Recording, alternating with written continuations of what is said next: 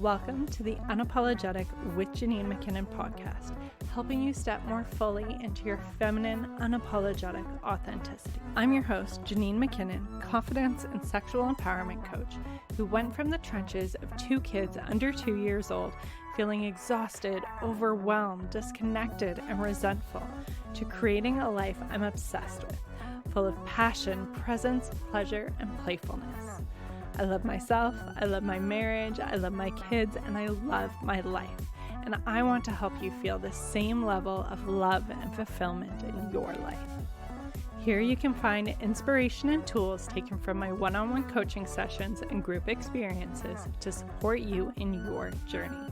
We'll cover things like societal conditioning, inner child healing, women's empowerment, and tantric and Taoist principles to inspire you to live a life you love while embodying your feminine, unapologetic authenticity, and in doing so, creating a ripple effect throughout your life, your family, and everyone you interact with. Thank you so much for being here. I'm so grateful we're able to connect in this way, and I can't wait to dig into the contents of this episode with you. Without further ado, let's get into it. Hello and welcome back to another segment of Unapologetic Stories on the Unapologetic with Janine McKinnon podcast. Today I am here with Dominique D'Vita from Yes Tantra. Thank you for being here with me. It's always a pleasure. Lovely to see you again. Yeah, it's such a nice, almost full circle moment for me. We first spoke, I want to say it was like 3-ish years ago, somewhere around there, and you were actually the first conversation I had with someone around Tantra. Fast forward, I have now done my training with a strong foundation in Tantra and Taoism, and I'm doing coaching as well, just like you. So it's really neat to see how things have shifted and being able to see you grow within your coaching practice and what you do as well. Oh, I love that. I love that for you. Definitely full circle moment. And I'm glad to be a part of your journey like that when you were getting started and having that interest that you continued. So that's really beautiful. Congratulations. Oh, thank you. And thank you for spurring that in me. An honor. Yeah. And what really gravitated me into the world of Tantra from our conversation is how it takes sexuality so much more than sex and orgasms or masturbation, and how it really weaves in the energetics into things. And that's what's so powerful for me, is how it really gets us in touch with our energy bodies, with connecting with other humans, being able to use our sexual energy as life force energy and really be able to use it as nourishment for ourselves. So I would love it if you wanted to just kind of expand on that and what that means for you and what you like to share about. No, definitely. I'd love to. When I first began with Tantra, well, prior to that, I just really didn't understand about the energetic exchange that was happening between me and my lovers. And when I understood things about Tantra, a lot of people think Tantra is more of maybe a carefree or careless way of approaching sexuality, but actually it got me to be much more intentional. And then I could see like, oh, okay, I'm exchanging energy, think S, sacred, E, energy, X, exchange. I'm literally exchanging and sharing energy with that other person. And so then that had me have more of a reverence for it. In the past, I know in the Bible, it would be like, your body is your temple. And I was just like, oh, they're just trying to be party poopers and keep me from having my fun. And then when I realized and I had this deeper understanding of the energetics, I was like, whoa, okay. Now I understand even sometimes when I would maybe have a hookup or be with someone that was having a lot of emotional challenges, maybe hadn't been doing their inner work or dealt with some of their traumas, and seeing them and being with them and, they're presenting, I'm meeting the representative and they're wearing that mask and they're hiding behind a facade and trying to, on the outside, appear as if everything is okay, but inside they're having turmoil. Maybe they don't have a deep love for themselves. Maybe there's some wounding from a past relationship or mother-father wound. And then I'm feeling those energies like the day later. So I'm wondering, why do I feel off? Why do I feel like a little blah today? What is going on? And then just realizing, connecting those dots of like, oh, what is their energy going on as well, because we are like vibrating energetically. It's a frequency. And people can get like, oh, like you can't see the energy, but we can't see energy in our homes, but we know as long as we pay the bill, if we switch the light on, the energy is going to be there. So we might not see it, but we can definitely feel that energy from another person. Like, just think, Janine, of, when someone walks into a room and they can shift the energy of that room depending on what their energy is. Some people walk into a room and they're so magnetic and you're just drawn to them. And you're like, I want to meet that person or be around that person, or someone else, their energy and the way they're carrying themselves can be like, oh, okay, I want to steer clear of that person. So, energy is really something that we share, and we just need to be intentional and aware of how it's impacting us. Absolutely. I really like relating that energy concept and how it's like, oh, like it's not real. Is it real? And it is, as you mentioned, we can sense it, we can feel it when we walk into a room, whether it's someone who's very magnetic, we're drawn to them, or even if it's very dark and perhaps there's been some sort of turmoil, some sort of conversation, some fight going on or grief, you walk into that room, you can feel it too. Same with like you can cut the tension with the knife. But there's also like radio frequency. We can't see it at all, but yet we have these different kind of devices that can tap into it. And they pull like these things out of the air that converts into music. And that's all energy. And just like the wind too, like we don't see it, but we know it's real. We can feel it, and we can feel energy as well. It's all real. We're very energetic beings. I really like how Dr. Joe Dispenza is so great at explaining energy from that like masculine, more scientific background to it. And I like how he explains the kundalini awakening, which can seem like such an odd topic for some. And I guess I'll just touch on it real quick for those listening, that kundalini awakening is where you really have your chakras in balance and you awaken that sexual life force energy, that kundalini energy, this other level, and it actually shoots right up into your pineal gland. And so Dr. Joe explains it's like an orgasm going on in your head, and it awakens this part of you and really expands your electromagnetism. And it can sound very out there, yet it is scientifically backed. There is this fluid that is stored in the base of our spine, and it has been measured to go up into our pineal gland, and we can measure our electromagnetism and see the shifts of it. So this energy really is very real and very potent. Yeah, it definitely is. And whenever I had my first partner that had studied Tantra and everything, I had my first, I had a kundalini awakening. I had what I called it. Felt to me like a soulgasm is the only way I could think of to describe it. And then years later, when I'm studying and reading books by Osho, he actually makes a reference and uses the word soulgasm. And I was like, oh, okay, that's the thing. I thought I came up with that on my own because it was just the only way I knew how to describe it.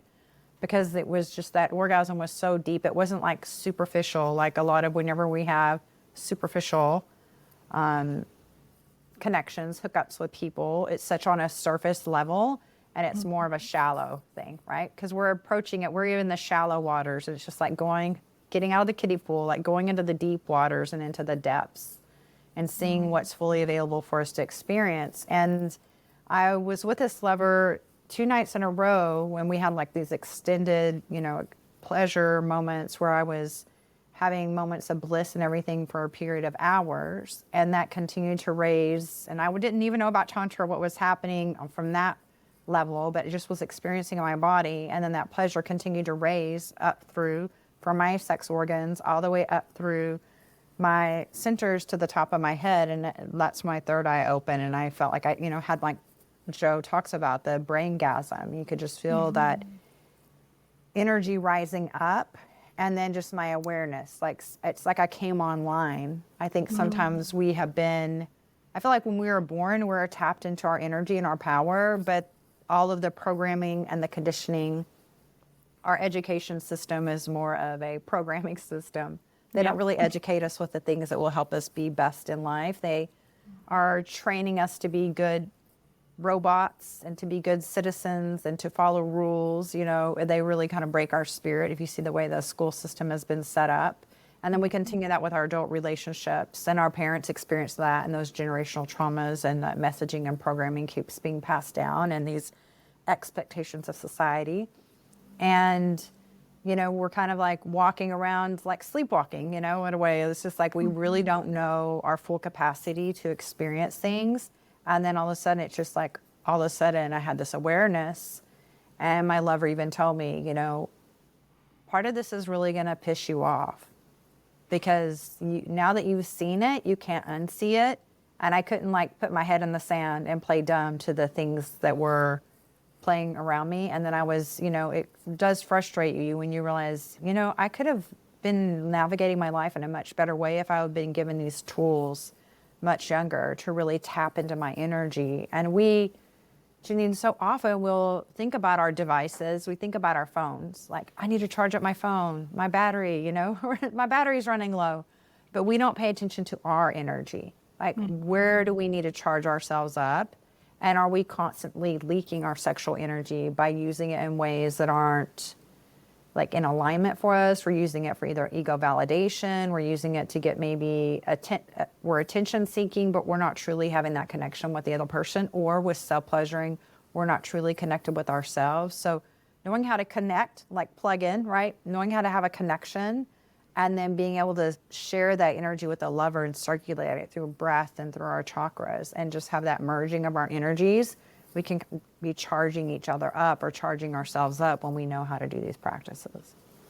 Yeah, it really is so cool once you get into it. And it is like that light switch. Like it's very sudden when you just become awake to yourself, to everything else that's going on. And I know for me, like I was very much in the exhausted mom, hot mess mom narrative, just being tired all the time, resentful, like giving myself away, and just living through the day-to-day in survival mode, and feeling like survival was the norm, and commiserating on Instagram and having my feed filled with other moms sharing the same experiences. And I was fully in that, and that was part of what put me on the path to reclaim myself. And that's how I found sacred sexuality. And it was like this switch just went off, and I expanded my capacity to feel, to experience, to be open to things. And that's where I think like sacred sexuality and working with this energy is, again, so much more than what we might think of, what people might snicker at of, oh, it's just sex, it's just these different things. No, your presence and the way you perceive things is completely different. The way you're able to connect with others, yes, in these beautiful, expansive, pleasurable experiences, and in your day-to-day as well, because you've trained yourself in these moments, you've opened yourself up to it. And then you also show up differently when you're hanging out with your friends, or when you're with your kids, or whatever those different things might be. And I like that you touched on that, like, plugging in your phone metaphor, because I was just talking about that with someone recently. It's very rare that people will let their phone die. You're very on top of like monitoring that battery, making sure you plug it in, fill it, charge it up, all of those different things. Yet when it comes to ourselves, it's the norm in society to just be blinking red, about to be shutting down, barely able to make it. But yet you're still chugging along, still doing the things, not doing anything about it. And our energy is the most important thing in how we lead our lives. We can't do all of the things we do without our energy, and our thought patterns and all of that plays a big role of it in it. But we also don't have the capacity to rewire that programming you were talking about, and change our belief systems and open our things up to things if we have no energy to do it either. And so it really does start with us being able to manage our batteries and being able to recharge them. And pleasure is an incredible way of doing that. Yeah, it definitely is. And then for males also, if they're constantly and frequently ejaculating, they're draining their life force energy. And, you've studied the Taoist practice as well, and that's why they believe. And Taoism, they believe that the reason that the lifespan for males is shorter than for women because of the frequent ejaculation, because you're constantly draining. So if you're have an addiction to watching adult videos, or you're mindlessly doing this several times a day, you're just constantly draining your life force energy instead of knowing how to cultivate it, how to increase that energy, how to store and build it up and have like that reserve of that. And then with the practices, men being able to have the non-ejaculatory orgasms, so they're actually charged up and can have full body orgasms in the way that women can. But at this time too, we see a lot of things shifting where women are choosing celibacy more. Women are choosing to be with themselves more. But within that also, Tantra is not just for couples, it's for singles. It starts there. You are your longest lasting relationship from your first breath to your last breath. Yes. So knowing how to do these practices on your own and pleasuring yourself, because you don't want to disconnect from this energy, especially within your sacral chakra, that is your creativity, that sensual energy.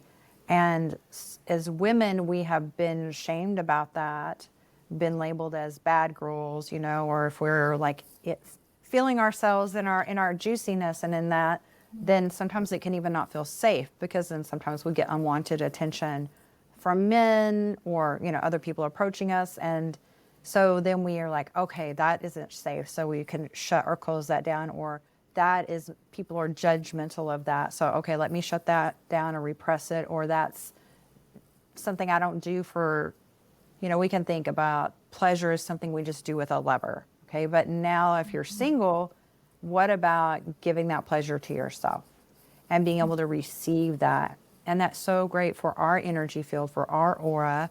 And we don't just have to focus our sexual energy on creating human life. We can focus it on creating the life our heart desires. So we can use this power, this force that we have to charge up other things that we're passionate in our lives, and also open up and expand and have that healing and start to have this beautiful relationship within ourselves, Janine, because especially when we're single, if we want to attract a healthier partnership, someone that we're attracting really in our relationship, they're just a mirror reflecting back to us the relationship we have in ourselves. So when we start to get clear in here and increase our magnetism, our aura, like attracts like, we attract better lovers. So I don't know if you've seen this too in the work that you do, but so often the big misconception is, oh, I'll start doing that when I have a lover, or I'll start doing that. And that's what I thought initially too.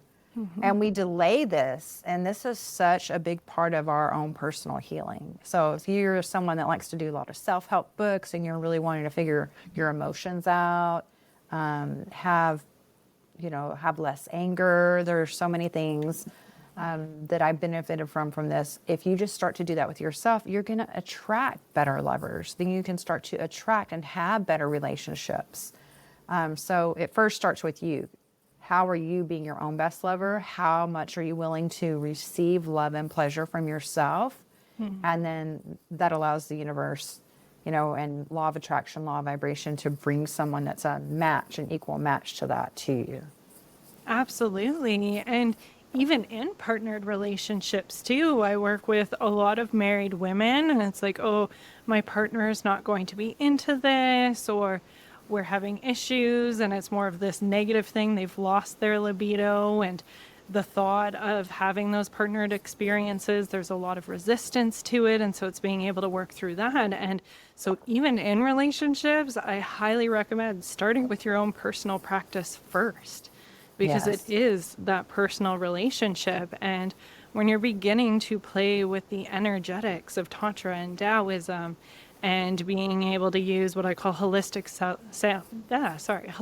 sex tools with sounding and breath and movement, you want to be able to build up your confidence with them on your own, because it's going to be clunky at first. Whenever we're learning anything, it can be clunky and awkward. So when you have that safe space within yourself to be able to work with your energy, be able to get in touch with your chakras, be able to let your sound out, to let those sighs and those moans flow as you're Yes. moving, playing with your different breathing patterns. And then you bring it into the partnered experiences because you feel more confident on your own. You can begin to communicate it a bit better. And even in, like you said, when you're wanting to attract that partner when you're single and working with the law of attraction and holding yourself within that frequency, I find it mirrors within relationships as well. And when there can be that disconnection, those different struggles going on, when one person starts with this work, the other one raises to that vibration too. So it can go twofold, whether you're single or in long-term Yeah, relationships. exactly. Because again, they're a mirror and they're mirroring back to us the relationship we have within ourselves. And I did have a couple as well that the husband didn't know that she was doing this because she was concerned, if he would be open-minded to it or not. And there were having some challenges in the relationship. And then he started being more attentive. So many things shifted within their dynamic of even how they were co-parenting their daughter. And then he started to be more passionate and doing some of the things, that initiating a little more, and their intimacy started improving.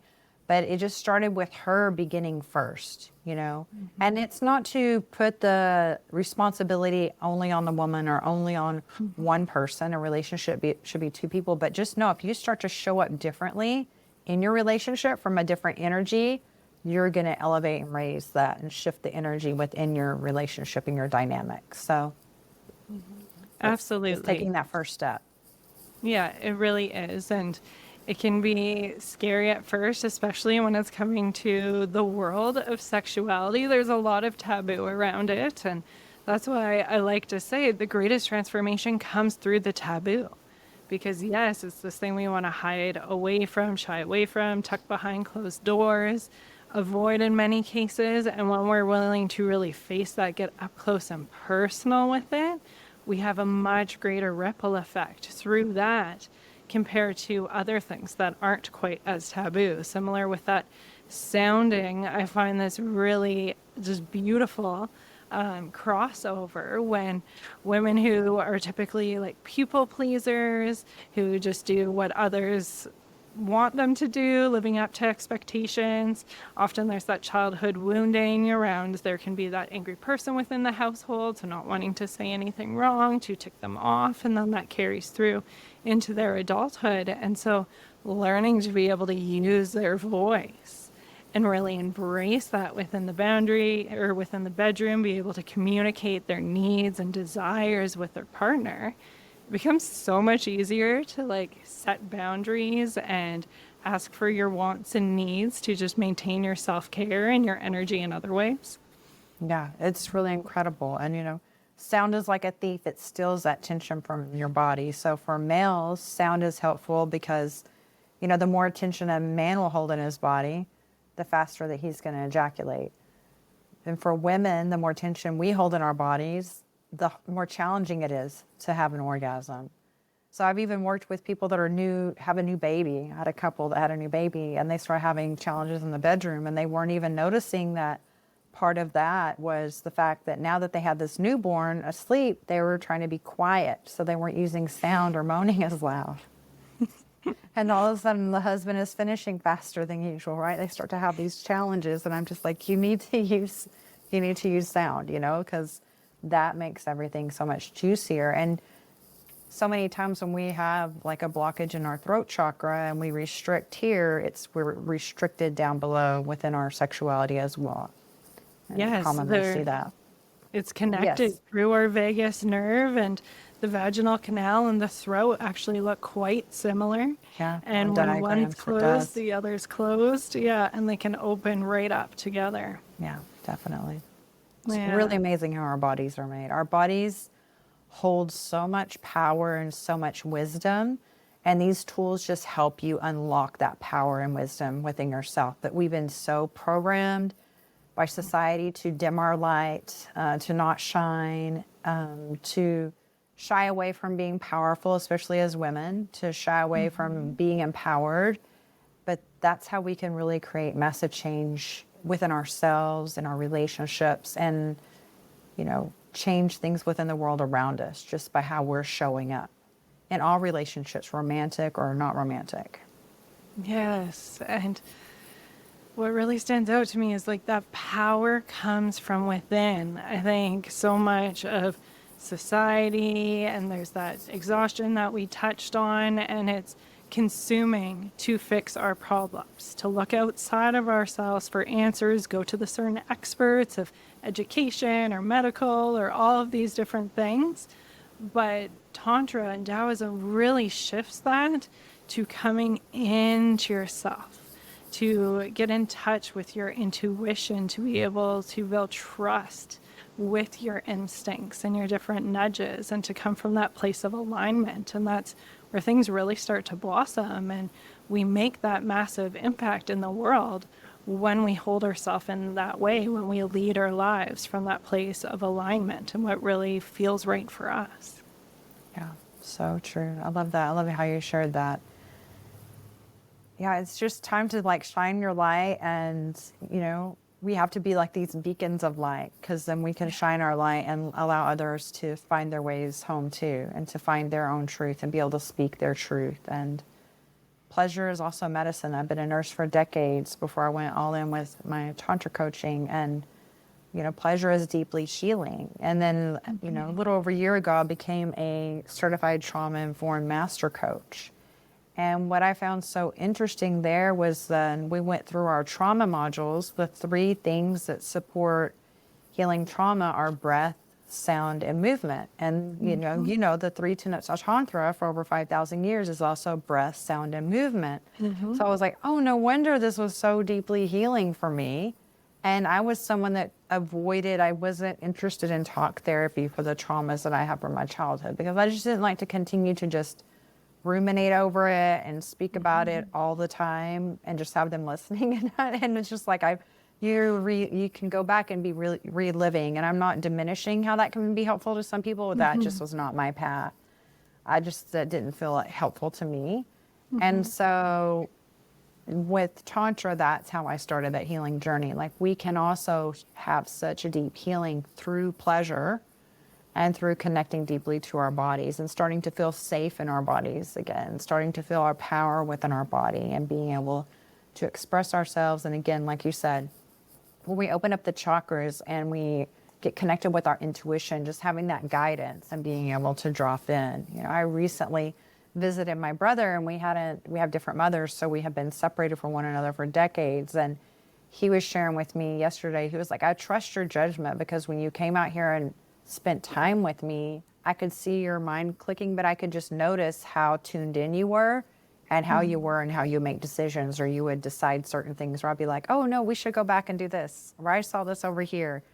And then just things would unfold as I would do that. And so I was like, oh, that's really sweet, because I didn't notice that he was catching that, but he definitely did, because I was helping him with a project yesterday on updating his website. I was like, I did this change. He's like, you do whatever you think you need to do, because I trust you. I've seen you. I've seen how you navigate things. And if that's what you think needs to be done, like, do that. I was like, oh, that's cool. So, and then my clients too, they'll be like, how are you so tapped in? Like, you just know, but you get into your own knowing. And we all knew this, right, Janine? Like, when we were children, we knew. Children are so wise, but we get disconnected from that through school, through other things that happen, and we forget how powerful we are and what what our truth is, how wise we are. Yes. Oh, that's so nice to be recognized in that. That's so sweet of him. Yeah, it was really nice. Yeah. And it's so true. Like, I think right out the gate, we are tapped right into all of this, and I see it within my own children, and then throughout school and different upbringings and all of these different messages we receive, it's stuffed down. And it's not that it disappears either. I think that's really important to know for those that are feeling very disconnected or very numb. It's not that it's not there for you. It still exists within. It just requires some different unpacking of those layers to be able to get in touch with it. And similar to you, like, talk therapy never really did it for me. And it definitely has a time and a place and has value And I feel like depending where you're at in your journey, we really require to get more into the body and out of our head and our stories and the different narratives. And incorporating pleasure for me was a complete game changer when it came to inner child healing, with healing like father wounds, different masculine wounds, and through pleasure, with bringing in all of the different five senses and that sound and that breath to move things through the body, we are so open and online that we're able to do our own programming, which I think is so cool. And how we can create that safety within ourselves through pleasure. And pleasure is play. And I think we see all over the place how play is how you learn. That's how kids learn. That's how they take things up so easily. Otherwise, you have to do this repetition, something like 20 times to be able to learn something. But through pleasure, we're fully online. It's fun. We are open and ready to receive. And we can really quickly cultivate that inner safety, that sense of love and belonging within ourselves through that. Yeah, I love how you shared that. Another thing too, if we think of technology in modern times, how often, you know, even our phones, our devices, our computers, we're updating the software, we're doing updates. But how often do we update how we're operating? Or I love the book, one of the top books I recommend to my clients is The Four Agreements by Dominiqu, because that book, it's a quick read, and I also love the fifth agreement that follows it. But it has you really look at, are these truly your beliefs, how you're operating and navigating the world, or did you get programmed in your subconscious mind? Because from ages 0 to 7, our brains are like a sponge and we don't have a filter, and literally whatever we're hearing around us within our parents and at school at those early ages, we just take it in as fact. And it goes into the subconscious. And we think that we're operating from our conscious mind, but 93% or so of our decisions are actually made from the subconscious. So we may be current in this reality, but we're operating on old software or someone else's beliefs. So just going in and being curious and noticing, like, okay, is my belief on this, is this my belief, or is this a belief I picked up from my mother or father, from society? Is this something that is this some kind of program belief? And so when we can get down and strip away the things that don't belong to us, and then go into like what our truth is and live from that place of what we truly believe in, like our whole world expands. It's really incredible. It really does. And you are so great with the metaphors. I love that with the software updates for your phone, because that's such a great representation of it. And again, it's so normal to just hang on to those old stories. It could be the story of being a victim, or it could be a story of it's just the way I am. This is just my life. It can be those lack of abundance of, oh, I just don't have any money. I can never afford anything, or life is always hard. These hard things always come up. There's always something that's going to come around.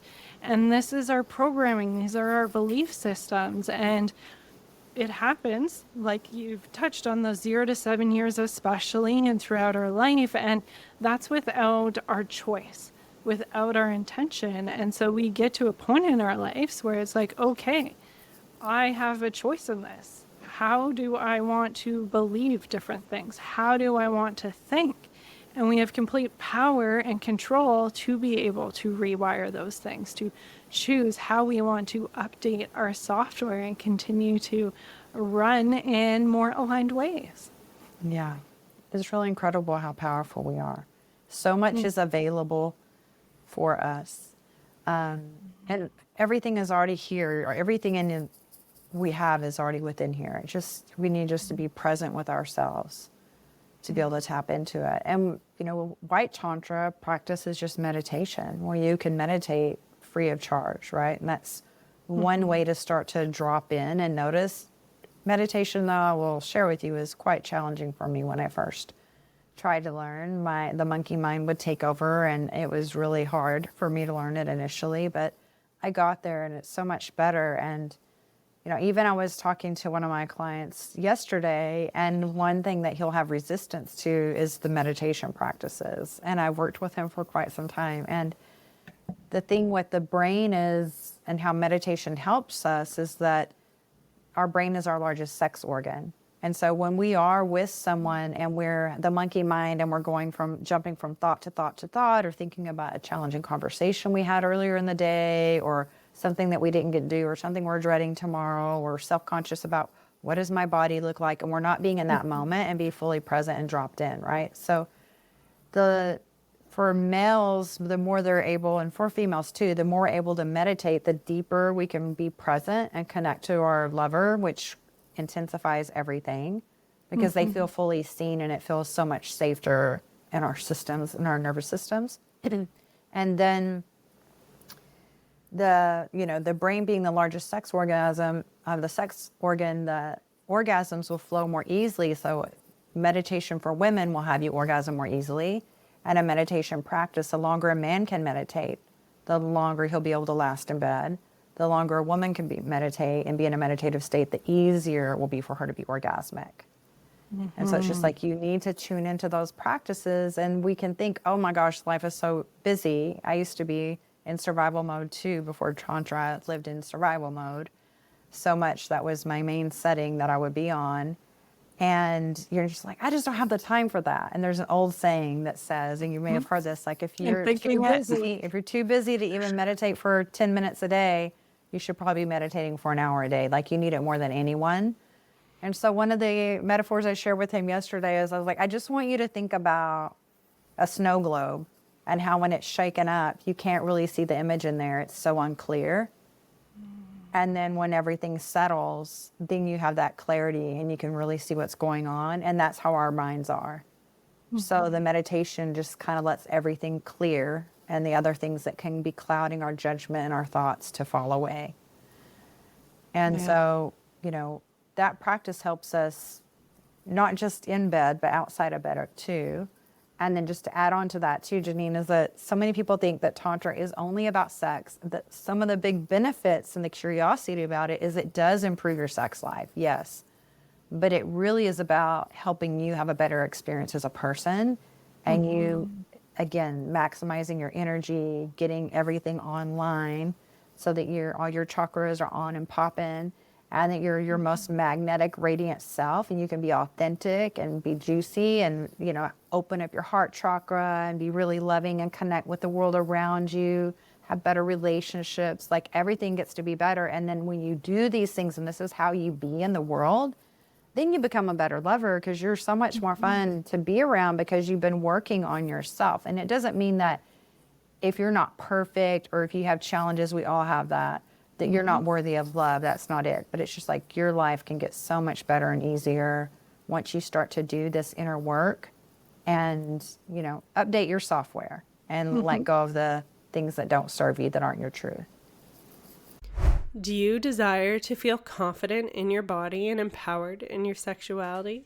The Honeypot Meditation is a potent 12-minute visualization to support you in connecting with your sexuality and rewiring your subconscious with the confident, radiant energy you'd love to embody. Download completely free through the link in the show notes and get ready to immerse yourself in a visceral experience as you connect with your sensual, radiant essence.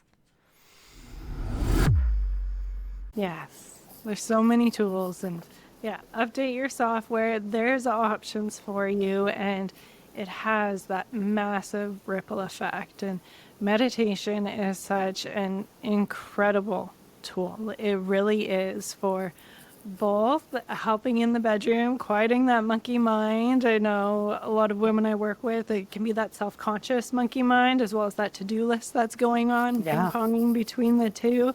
And you lose that connection, and you don't have access to the same expansive pleasure when you're ping-ponging to all of these different things. And so meditation is that tool for training ourselves, and then that provides access to all of these other juicy benefits in all different areas of our life. And I'm curious your approach to working with it, because I know meditation can have a lot of resistance, like you touched on, for yourself, for your client. It can be really hard to sit still. I think a lot of people expect to just sit still and be quiet. And that's absolutely a type of meditation that many people do.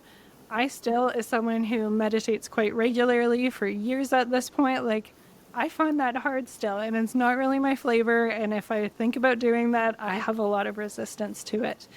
But I find guided meditations. Yeah, me too. Yeah, that's where you can really like drop in and again do that different programming, and it's easier, I find, for me at least, and for different women I've worked with, that rather than focusing on that nothingness or even your breath, but being able to focus on particular feeling states and different things like that is a little bit easier to have that focus, and tends to become a little bit more fun. What's your approach to it? Yeah, I prefer the guided as well. Sometimes I'll do short ones that aren't guided, but that is way more challenging because then you can get into your thoughts. So for me, when I'm guided, instead of me thinking of the words in my head or something distracting, I'm able to just follow their words, and so I'm listening to them, and so that helps keep my mind focused on what I need to be doing instead of like going off to a whole other direction. And then again, just like where are they taking me? What sensations? How are they asking me to breathe? Just connecting to that, and then that helps me to really drop in. Yes, absolutely. That guidance is just so helpful. And I like that you touched on like tapping into those sensations, because that's a huge part of it too. And that's how we really expand that pleasure, and being able to focus on certain areas and being able to move that energy through ourselves. As we begin to bring things to a wrap, I always love to provide some different helpful tools. There's been little sprinkles of things, but do you have any specific go-tos that can be really helpful for those wanting to begin to work with their energy, begin to recharge their batteries? Yeah, that's such a great question. What is a meditation practice, even if you're doing something that's guided, even just beginning for 10 minutes a day is fine. Just starting with that is really great. And then breathing deep, because so much can happen whenever we're making love that I know as a woman, sometimes I would be right on the edge of having a really intense orgasm. And then all of a sudden I was, it was just building up and building up all the passion. I was like, oh my gosh, it's going to be amazing. And then it just like disappears. And then when I started studying Tantra, then I started realizing, oh, what's happening? Started noticing myself and observing myself, and noticing that in those moments when it was getting so passionate and ramped up, it would almost overwhelm me. And I wasn't realizing that I would hold my breath for a moment and I would kind of constrict or contract. And just imagine that orgasm for a woman, that it's like a candle flame and you're snuffing out the oxygen. If you cover it and you take that away, then the flame goes away. So that's the same with our orgasm. So just remind yourself, even when it's feeling really big, just continue to breathe into it. Also sound, moaning is really great too. So moaning also helps to relieve the tension, and you're breathing more deeply also as you're moaning. And for males, the more that they're breathing more deeply too and let go of the tension in their body will help them as well. So just doing that even when you're self-pleasuring, and then breathe that pleasure up all the way from your sex organs as you're orgasming all the way to the top of your head. Just don't let just the pleasure stay stuck, in your pelvic area. Use that breath to guide it up, and even visualize it, because where your attention goes, energy flows. And even if you want to use tactile pressure, like with one hand, like kind of touch the top of your head or something and kind of tap and breathe and encourage it. And just even if you can't totally feel it at first, just start training your body to sense the energy coming and shooting it up here, instead of shooting all of your orgasmic energy outward. Kind of like redirect it and bring it inside so you can have these full body orgasmic experiences. So those are a few of the things that I would, recommend starting with. Yeah, those are all such great basics with the meditation, the breathing, the sounding. And I love your flavor of really bringing it up to your third eye and your crown. For me, one of my go-tos is just spreading that pleasure throughout my whole body. Being able to take that nourishment to recharge into the bones, the blood, the cells.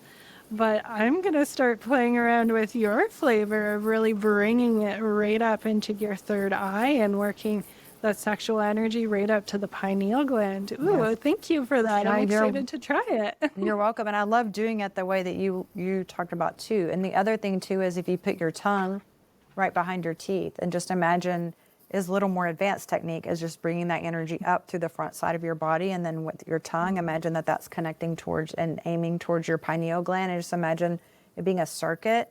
And I know that I've studied and trained with Montauk Chia before and gone to his webinars. And I think he recommends going the other direction. But I've found that if you just, for me, if I breathe up the front and then exhale that pleasure down the back of my body like a waterfall. And I had one client that he's an expert in Qigong, and he does all these Taoist energy practices for years. And he said that it wasn't until I told him to kind of do it the opposite direction that it actually worked. And he had his first brain orgasm with that experience. Yeah. Oh, very cool. Yeah, running it through the microcosmic orbit. Yes. Yeah, and so we can do either direction. I find it's the very like the yin side and the yang side. And one can be very nourishing, which I like to actually use for alchemizing emotions, feeling emotions. And then the yin side. And then the yang side, the front, like you touched on, that's like the very activating and is great for just that expansive pleasure. And again, like really focusing up there is so fun to be able to play with. Yeah. Thank you for mentioning that too. I love too that you just added, with your emotions, because emotions are just energy in motion.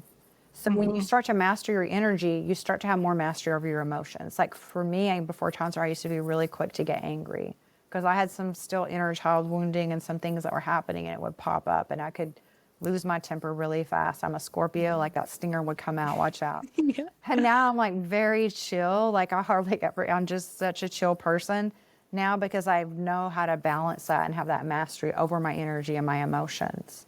So in our modern world too, we're so programmed to operate from the neck up. How much do we think? How many facts can we remember? And we're really disconnected from our bodies.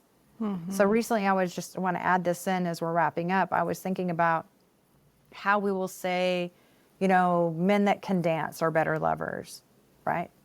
But I think most of that is that if you're able to dance, you have a better mind-body connection. If you're an athlete and you have a really good mind-body connection, like being able to have that connection is so important in being a better lover. But when we're so disconnected and we just operate from up here and we're really kind of numb and disconnected or feel shame about our bodies, that's when, our lovemaking gets to be disconnected too. So just having that connection within your body is so important, and just bringing all of you on board, all of your aliveness, and charging yourself up and allowing energy, sexual energy and pleasure to be something that charges you up and expand your life force, and not something that's always constantly draining. Absolutely. Yeah, the emotions are such a beautiful part of it, and how it all relates together. And with so many people being so caught up in their heads, and it's like emotions are an inconvenience that need to be like compartmentalized so we can keep doing all of the things that we need to do. But they inevitably come out in one way or another. It can either be those blow-ups, those nervous breakdowns, or even different health issues. Like they are going to come up. And so when we can have that relationship with them and with our bodies, allow them to feel them, to experience them, and then they flow through, they pass, that energy alchemizes. And there's so much more that we can play around with and be able to experience from that. And it's, another one of the great parts of that ripple effect of Tantra and of Taoism, being able to play around with our energy and our emotions. And so I have one last question for you before we kind of go into the links and closing. But what advice or messages or anything like that would you like to share with someone who is at the beginning or middle stages of their journey and really embracing their unapologetic authenticity, and perhaps are interested in exploring this world of Tantra? Well, one, celebrate yourself for being willing to take a step. It's such a huge step. A lot of people will stay stuck in their old patterns and ways of being, and they're too afraid to try something new. So one, celebrate yourself for that, and give yourself compassion. Just remember, just like when you were a baby, when you learned to walk, you would first try to get up and take some steps and you would fall back down. that you wouldn't say, oh, this walking thing isn't for me. You just continue, right? So just don't give up or get frustrated if it's not exactly what you envision it to be. Just continue to be with it. And again, it's a practice, and continuing to do those practices. And then, then you're going to be able to have that as a skill. It just will come so much more natural to you. So no, initially it does take some time. And that's also why it is really great to start with yourself. That way you're taking the pressure off and you're really getting to connect deeply to your body. Oh, what a beautiful message to share to close things off. It's just really rooted in that celebration and that compassion, which is so important throughout the journey, especially at those beginning clunky stages as you're beginning to figure things out. Yeah, it's worth it. All change is hard at first, messy in the middle, and very beautiful in the end. I believe I've heard Robin Sharma share that, and it's so true. So just know that it takes a while, just like the metamorphosis of a caterpillar to a butterfly. There was a part where it just totally went all to goo and, was like, oh my gosh, I'm falling apart here. What's happening? And then emerged even more beautiful than ever. So stick with it, hold yourself with that compassion, and keep putting those building blocks in place, and it unfolds so beautifully at the end. Yeah. Yeah. Well, thank you so much. This has been such a great conversation. It's really nice to be able to connect with someone else who's right there in the world of Tantra and Taoism and all of that fun, juicy things. Yes. For those that have connected and are interested with you, you've got so many different things going on. Where can people find you? Yeah, my website is yestantra.com, and my social media links are there as well. And then I also have a free tantric quiz. And anyone who takes the quiz right now, I added a bonus to once you get your results, you will also have access to one of my masterclass replays on how to transform your life with Tantra. So if you're new to it, you can have a bit of a deeper understanding and get a little bit of a taste of what it's like. So yeah, you can just find me there. And then my YouTube is Yes Tantra. So I share more videos like this on YouTube as well. Great, thank you. I will make sure that is all linked. Highly recommend everyone listening to check out the quiz. It's in depth, hits all the different points. I've gone through it myself, and what a great extra bonus to be able to have access to that masterclass and just begin to dive into things a little bit more. So Thank you so much for being here. For those listening, it's been such a pleasure. Yeah, it's been a pleasure. Thanks, everyone. Blessings. Thank you for joining us inside the Unapologetic with Janine McKinnon podcast. I hope you enjoyed today's episode. If you feel called, I would so appreciate it if you shared about this episode in your stories or left us a review to help us reach more women in their unapologetic authenticity journey. Until next time, trust your inner wisdom and make some magic.